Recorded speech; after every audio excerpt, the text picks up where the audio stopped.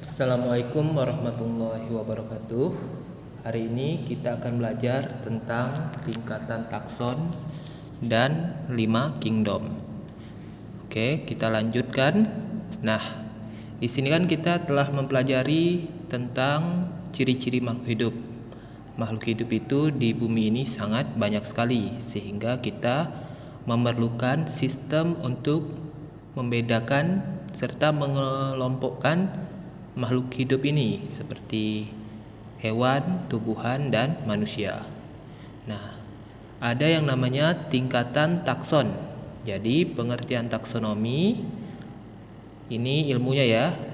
Taksonomi adalah cabang biologi yang membahas penamaan, pengumpulan, dan bahkan perincian makhluk hidup yang secara alami serupa dan berbeda terhadap sifatnya. Nama grup klasifikasi disebut takson. Nah, di sini kita melihat ada yang paling atas itu taksonnya kingdom. Kingdom atau kerajaan. Paling atas kingdom, misalnya kita di sini mempunyai macan. Nah, macan ini kingdomnya adalah animalia atau hewan. Kemudian setelah kingdom, takson di bawahnya lagi adalah phylum. Kemudian bawahnya lagi kelas, bawahnya lagi order, family, genus, dan spesies. Semakin ke bawah itu semakin spesifik menuju ke makhluk hidupnya. Jadi macan ini termasuk spesies Panthera pardus. Jadi yang perlu kita pahami adalah urutan tingkatan takson dari yang dari atas ke yang bawah. Jadi yang pertama kingdom, phylum, class, order, family, genus, dan yang terakhir adalah spesies. Kita lanjutkan. Nah, ada yang namanya binomial nomenklatur. Ini adalah pemberian nama untuk makhluk hidup. Jadi sebenarnya kan bahasa di dunia ini sangat banyak. Contohnya kita menyebut benda hewan yang berkaki 4 terus meow, nah itu kita sebut kucing. Tapi kalau di daerah lain atau di negara lain disebut cat. Nah ini kan berbeda-beda penyebutan namanya. Jadi untuk menyamakan penyebutan nama makhluk hidup ini ada yang namanya binomial nomenklatur. Jadi di dunia ilmiah ini untuk menyebutkan nama hewan menggunakan bahasa ini. Jadi tujuan dari nama binomial ini adalah bahwa setiap spesies memiliki nama yang sama dan dikenal di seluruh dunia. Nah, ini aturannya ya. Jadi yang pertama itu menggunakan bahasa Latin, bukan bahasa Indonesia, tapi bahasa Latin. Yang kedua, memiliki 2 kata. Yang pertama menunjukkan genus, yang kedua menunjukkan spesies. Huruf awal di kata pertama ditulis dengan huruf kapital atau huruf besar. Jadi misalnya anjing ini. Nah, anjing ini kan menggunakan bahasa Latin, terus terdiri dari 2 kata, yaitu canis dan familiaris. Nah, C yang di depan ini harus huruf besar. Kemudian ditulis dengan huruf dicetak miring, atau kalau tidak miring pun harus digaris bawahi. Yang terakhir nama penemu ditulis di belakang nama spesies. Contohnya di sini anjing tadi ya. Anjing itu bahasa Latinnya adalah Canis familiaris. Jadi Canis ini adalah nama genusnya, familiaris adalah nama spesiesnya. Oke, kita lanjutkan contoh lain lagi. Ini ya, anjing, Canis familiaris. Serigala itu bahasa Latinnya adalah Canis lupus. Nah, jadi bisa kita lihat di sini Canis familiaris anjing dengan Canis lupus ini memiliki genus yang sama, yaitu Canis. Depannya sama-sama Canis, tapi spesiesnya berbeda. Selanjutnya, kucing, bahasa ilmiahnya Felis catus, padi, Oryzia sativa, dan yang terakhir jagung, zeamais. Nah, ini banyak sekali ya nama-nama makhluk hidupnya. Jadi yang perlu kalian pahami adalah penulisan nama binomial nomenklaturnya. Nah, selanjutnya kita lanjutkan dengan mengklasifikasi makhluk hidup. Untuk mengklasifikasi makhluk hidup ini bisa dilihat dari morfologinya, kesamaan cirinya, atau perbedaannya. Di sini sudah ada secara garis besar telah dibagi menjadi 5 kingdom atau 5 kerajaan. Yang pertama adalah Protista, Monera, Fungi, Plantae, dan yang terakhir Animalia. Kita lanjutkan. Nah, ini merupakan kingdom Protista. Contoh-contohnya. Jadi kalau di kingdom Protista ada protozoan, ada alga. Di kingdom Monera ada bakteri yang kecil-kecil ya. Selanjutnya fungi. Fungi ini adalah jamur. Jadi seperti jamur, zeas, dan mold.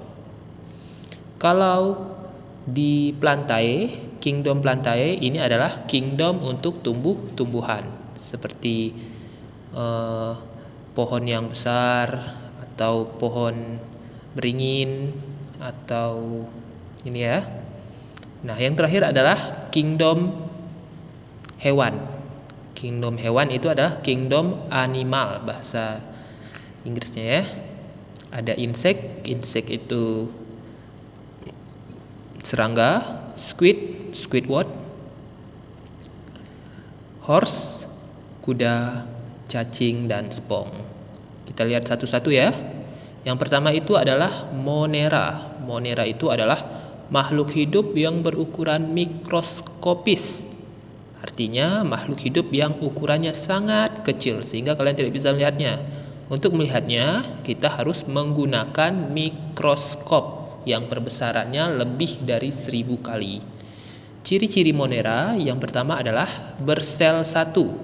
Yang kedua, selnya tidak mempunyai membran inti atau prokariotik. Dan yang terakhir, berkembang biak dengan membelah diri. Nah, makhluk hidup yang tergolong dalam Monera adalah bakteri dan alga. Selanjutnya, Protista. Protista adalah kelompok makhluk hidup yang mirip dengan Monera. Cuman perbedaannya hanyalah pada membran intinya.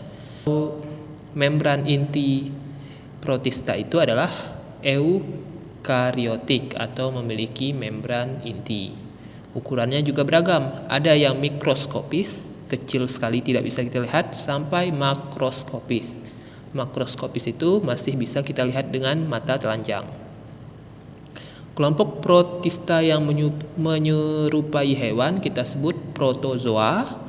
Nah, jika yang menyerupai tumbuhan kita sebut dengan alga. Ini contohnya ya. Contoh Protista itu seperti amuba, euglena, paramecium. Nah, ini yang belum kelihatan ya. Nah, kalau yang kelihatan mungkin yang makroskopis seperti alga merah, Gracilaria, alga hijau, dan atau alga coklat. Kita lanjut lagi. Fungi. Fungi ini seperti yang Bapak bilang tadi adalah jamur. Nah, jamur itu apa perbedaannya dengan tumbuhan? Nah, kalau fungi ini dia tidak bisa berfotosintesis. Tidak seperti kita yang dapat menelan makanannya ke dalam mulut. Jamur ini mengeluarkan sejenis zat yang membuat sisa makhluk hidup sampai terurai. Setelah terurai barulah si jamur ini menyerap sari-sari makanannya. Contohnya di sini. Nah, ini Myxomycotina, Ascomycotina, Omycotina. Nah, seperti yang kalian tahu, jamur ini ada yang beracun dan tidak ya. Jadi kalau kalian menemukan di hutan, sebaiknya kalau tidak tahu jangan dimakan. Kita lanjutkan lagi. Nah, kingdom yang selanjutnya adalah kingdom Plantae, yaitu kingdom tumbuhan. Nah, tumbuhan ini bisa berfotosintesis. Artinya dia bisa memproduksi makanannya sendiri. Nah, di dalam tumbuhan ada zat yang namanya klorofil. Nah, klorofil ini dapat memproses karbon dioksida dan air menjadi gula dan oksigen. Gula inilah yang menjadi sumber energi kita ya. Nah, perbedaan antara plantae dan animalia, perbedaan antara tumbuhan dan hewan adalah memiliki dinding sel. Jadi kalau kalian lihat pohon, nah pohon itu kan memiliki batang yang keras. Itu artinya dia memiliki dinding sel. Semua makhluk hidup yang ada di dalam kingdom Plantae memiliki dinding sel, sementara animalia tidak. Itulah mengapa batang pohon cenderung kaku dan keras jika dibandingkan dengan kulit hewan atau manusia. Kerajaan tumbuhan kita bagi menjadi 3. Ada Bryophyta, lumut, Pteridophyta, paku-pakuan, dan yang terakhir adalah Spermatophyta, adalah tumbuhan berbiji. Kalau Bryophyta, lumut, bisa kalian lihat ya lumutnya. Pteridophyta, paku-pakuan, contohnya ini seperti pohon paku yang ada di atas pohon, misalnya seperti itu. Dan yang terakhir Spermatophyta. Nah, Spermatophyta ini kita bagi lagi menjadi 2, yaitu Gymnospermae dan Angiospermae. Contohnya pohon cemara dan pohon mangga. Nah, apa perbedaan antara Gymnospermae dan Angiospermae? Kalau Gymnospermae itu tumbuhannya berbiji terbuka. Kalau Angios berbiji tertutup. Nah, apa bisa kita lihat dari kesamaan bentuknya saja. Jadi Gymnospermae ini seperti ini ya, tumbuhannya seperti juniper, cemara, damar, dan pinus. Kalian pernah lihat kan biji dari pohon cemara? Nah, yang biasanya di depan sekolah kita itu ada biji-bijinya seperti berbiji terbuka. Nah, kalau Angiospermae itu berbiji tertutup. Contohnya, dibaginya lagi menjadi monokotil dan dikotil. Kalau monokotil, tumbuhan berkeping 1, kalau dikotil berkeping 2. Contohnya ini. Kalau tanaman monokotil, contohnya jagung, akarnya serabut, kecil ya, terus banyak, terus tulang daunnya sejajar. Bijinya berkeping 1. Nah, ini disebut tumbuhan monokotil. Kalau tumbuhan dikotil, contohnya kacang tanah. Akarnya itu tunggang. Tunggang itu besar ya, besar ke bawah, terus ada cabangnya dikit. Nah, itu sangat kuat. Jadi tulang daunnya menyirip seperti daun mangga. Bijinya berkeping 2. Nah, inilah ciri-ciri dari tumbuhan dikotil. Selanjutnya, animalia, hewan. Nah, kenapa hewan dan tumbuhan ini dibedakan? Karena hewan ini adalah makhluk hidup yang tidak dapat membuat makanannya sendiri. Jadi dia harus memakan makhluk hidup lain.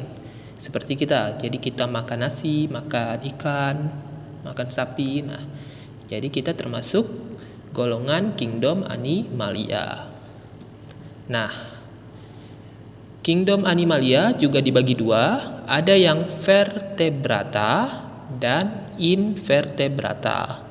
Kalau vertebrata ini memiliki tulang belakang.